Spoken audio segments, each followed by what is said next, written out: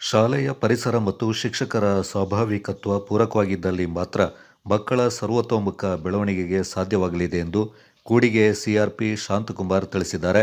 ಹಳೆ ಕೂಡಿಗೆಯ ಸರ್ಕಾರಿ ಹಿರಿಯ ಪ್ರಾಥಮಿಕ ಶಾಲೆಯಲ್ಲಿ ಮಂಗಳವಾರ ಹಮ್ಮಿಕೊಂಡಿದ್ದ ಕ್ಲಸ್ಟರ್ ಮಟ್ಟದ ಮಕ್ಕಳ ಕಲಿಕಾ ಹಬ್ಬ ಕಾರ್ಯಕ್ರಮದಲ್ಲಿ ಅವರು ಮಾತನಾಡಿದರು. ಸರ್ಕಾರ ಜಾರಿಗೊಳಿಸಿರುವ ಕಲಿಕಾ ಹಬ್ಬ ಕಾರ್ಯಕ್ರಮದಿಂದಾಗಿ ಸರ್ಕಾರಿ ಶಾಲೆಗಳ ಮಕ್ಕಳಿಗೆ ಸ್ಫೂರ್ತಿ ತುಂಬುವ ಕೆಲಸವಾಗಲಿದೆ. ಈ ಕಾರ್ಯಕ್ರಮದಲ್ಲಿ ಮಕ್ಕಳಿಗೆ ಪ್ರೇರಣಾತ್ಮಕ ಕತೆ, ಸಾಹಿತ್ಯ, ಓದು, ಕ್ರೀಡೆ ಮತ್ತು ನಲಿಕಲಿ ಕಾರ್ಯಕ್ರಮಗಳನ್ನು ಹಮ್ಮಿಕೊಂಡು ಮಕ್ಕಳಲ್ಲಿ ಅಡಗಿರುವ ಸುಪ್ತ ಪ್ರತಿಭೆಗಳನ್ನು ಹೊರತರಲು ಸಹಕಾರಿಯಾಗುತ್ತೆ ಎಂದರು. ಬಿಫೋರ್ ಲಾಸ್ಟ್ ಇಯರ್ ಒಂದು ಕಲಿಕಾ ಹಬ್ಬವನ್ನು ಮಾಡಿದ್ವಿ. ಅದರಲ್ಲಿ 2ನೇ ವರ್ಷ ಹಿಂದೆ ಒಂದು ಕಲಿಕಾ ಹಬ್ಬವನ್ನು ಮಾಡಿದ್ವಿ. ಅದರಲ್ಲಿ ಮಕ್ಕಳ ಸೃಜನಾತ್ಮಕ ಚಟುವಟಿಕೆಗಳಿಗೆ ಹೆಚ್ಚು ಒತ್ತನ್ನು ನೀಡಿದ್ವಿ.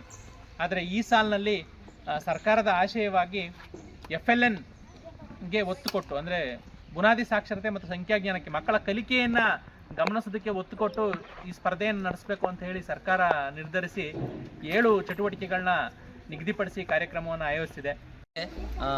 ಇವತ್ತು ಬಂದಿರುವಂಥ ಮಕ್ಕಳು ಏನಿದ್ದೀರಿ, ಜೂನಿಂದ ಮಕ್ಕಳು ಏನು ಕಲ್ತಿದ್ದೀರಿ, ನೀವು ಗಣಿತ ಮತ್ತು ಕನ್ನಡ ವಿಷಯಗಳನ್ನ ಏನೇನು ಕಲ್ತಿದ್ದೀರಿ ಅದರ ಸಂಬಂಧಪಟ್ಟಾಗೆ ಸಣ್ಣದಾಗಿ ಸ್ಪರ್ಧೆಗಳನ್ನ ಮಾಡ್ತಾರೆ. ಆ ಸ್ಪರ್ಧೆಗಳಲ್ಲಿ ಭಾಗವಹಿಸಿದ್ದಕ್ಕೆ ನಿಮಗೆ ಬಹುಮಾನಗಳನ್ನ ಕೊಡ್ತಾರೆ.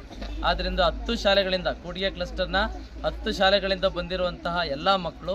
ಕೂಡಿಗೆ ಗ್ರಾಮ ಪಂಚಾಯಿತಿ ಸದಸ್ಯೆ ಮೋಹಿನಿ, ಶಾಲಾ STMC ಅಧ್ಯಕ್ಷ ಮೇಘ ಮತ್ತಿತರ ಪ್ರಮುಖರು ಈ ಸಂದರ್ಭ ಪಾಲ್ಗೊಂಡಿದ್ದರು. ಒಂದು ಹೆಡ್ಡಿಂಗ್ ಮಾಡಿದಿರೋ, ನಿಜವಾಗ್ಲೂ ಇವತ್ತು ಈ ಶಾಲೆಗೆ ಒಂದು ಹಬ್ಬದ ವಾತಾವರಣವನ್ನು ಸೃಷ್ಟಿಸಿದ್ದೀರಾ. ನಮ್ಮ ಶಾಲೆಯಲ್ಲೇ ಮಾಡಬೇಕು ಅಂತ ಹೇಳಿ ಎಲ್ಲರೂ ನಿರ್ಣಯ ಮಾಡಿರೋದು ನನಗೆ ತುಂಬ ಒಂದು ಸಂತೋಷ ಆಗ್ತದೆ. ಏನು ಈ ಮಕ್ಕಳಲ್ಲಿ ಕಲಿಕಾ ಹಬ್ಬದ ಬಗ್ಗೆ ಏನು ಅಂತ ಹೇಳ್ಬಿಟ್ಟು ಈಗಾಗಲೇ ನಮ್ಮ ಶಾಂತಕುಮಾರ್ ಅವರು ಎಲ್ಲ ವಿಷಯವನ್ನು ತಿಳಿಸಿದ್ರು. ಹಾಗೆಯೇ ಮೊಟ್ಟೆಯನ್ನು ವಿತರಣೆ ಮಾಡ್ತಿದ್ರು ಸರ್ಕಾರದ ವತಿಯಿಂದ. ಅದು ಉತ್ತಮ ಪ್ರತಿಕ್ರಿಯೆ ಬಂದಿದ್ದರಿಂದ ಅದನ್ನು ಮತ್ತೆ 4 ದಿವಸನೂ ಅದನ್ನು ಮುಂದುವರಿಸಬೇಕು, ವಿಸ್ತರಣೆ ಮಾಡಬೇಕು ಎಂಬ ಸರ್ಕಾರದ ಒಂದು ನಿರ್ಧಾರದ ಹಿನ್ನೆಲೆಯಲ್ಲಿ ಅದು ಉಳಿದ 4 ದಿವಸಗಳನ್ನು ಅಜಿಂ ಪ್ರೇಮ್ಜಿ ಫೌಂಡೇಶನ್ ಮೂಲಕ ಮೊಟ್ಟೆಯನ್ನು ವಿತರಣೆ ಮಾಡಲಾಗ್ತಾಯಿದೆ.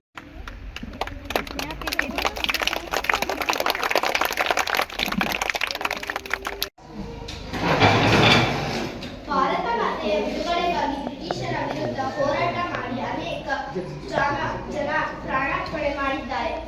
ಅಂತಹ ಮಹಾನ್ ದೊರಕುವಂತೆ ಭಾರವನ್ನು ಎಳೆದಾಗ ತೀರ್ಪು ಮಾನವಿಲ್ಲದ ಕೋತಿಯಾದರು. ಇದರ